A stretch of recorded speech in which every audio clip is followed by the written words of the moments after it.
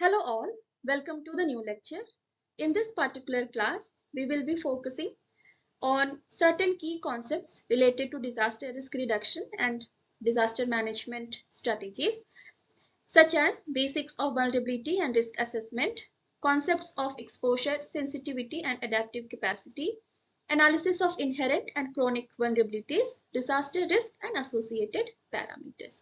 Some of the topics we have already covered in previous lectures, but some of the you may feel that some of the topics are getting repeated here, but their connection will be vulnerability and risk assessment will be discussed in detail. So moving further, before getting into vulnerability and risk assessment, let's have the idea about what vulnerability actually is. There are many definitions given by organizations at global as well as national level, but in very common understanding, we can have the idea about vulnerability that it is the extent or the degree to which any community, any society, any structure, services, geographical area or any kind of economic system or ecological system is likely to get impacted or likely to be damaged due to the hazard event. So it is the extent of getting impacted. In a very common understanding, you can have that thing. Okay, it's just the extent. It's just the extent or degree to get the damage due to the hazard event or any kind of natural event. Okay. So vulnerability actually represent the interface between. Okay, interface between. It's a connection between, or what we say.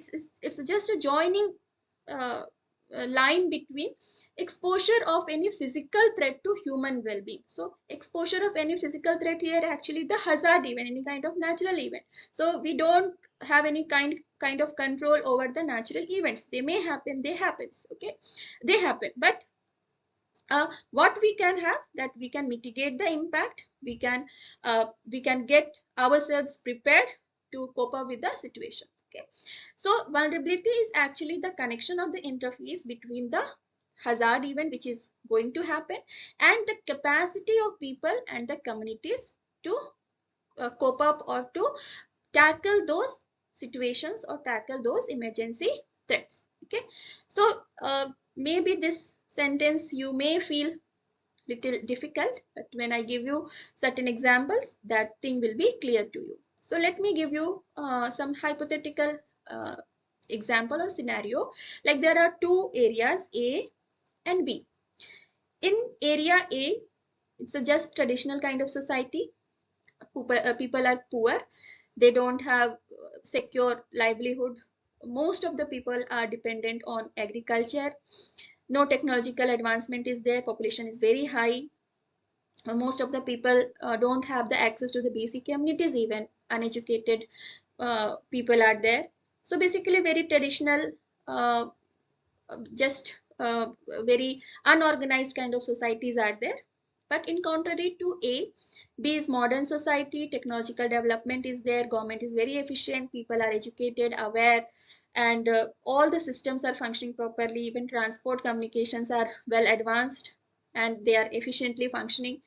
So there are vast differences between A and B in terms of resources, in terms of capacity they have.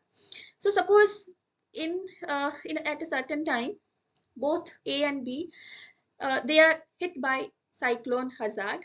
So if I ask which area will be at higher risk to get impacted, what will you answer?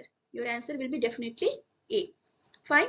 How did you actually understand that A will be getting more impact or it will be at higher risk of damage? Because you found that there are no enough resources to cope the situation, or there is no enough capacity in terms of resources, in terms of social capital, or in terms of efficiency. A area doesn't have the access or that efficient functioning to deal with the hazard like situation or to cope up with the impact of disaster. But in contrast to A, B, if it is hit by the cyclone, definitely it will be recovered very quickly. In very short term, all the recovery rehabilitation process can be done. There will be no much more impact can be felt than the area A.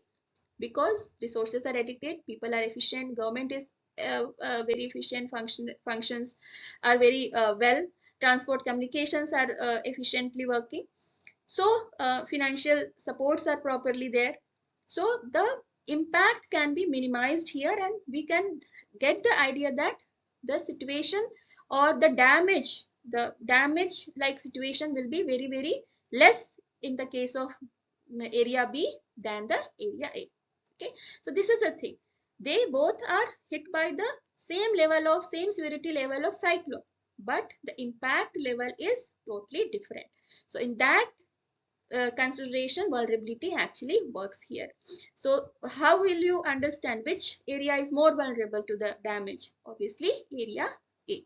So that's why this is the vulnerability, actually the interface, it's a connection between the threat, like in the case of this cyclone is the threat, and the capacity of the society, okay, which A doesn't have. Due to the enough capacity of B, the likely impact or likely damage is very, very less.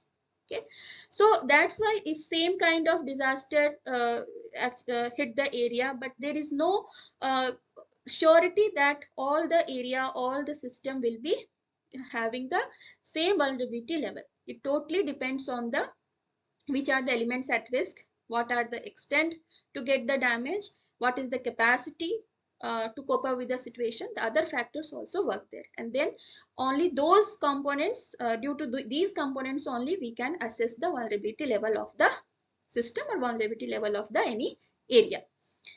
Okay, then moving further, the key components of vulnerability. So as I already discussed, that vulnerability is not same for each and every community or society or any kind of system. It may vary.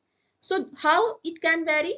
When it depends on certain factors. These factors or components are exposure, sensitivity, and adaptive capacity.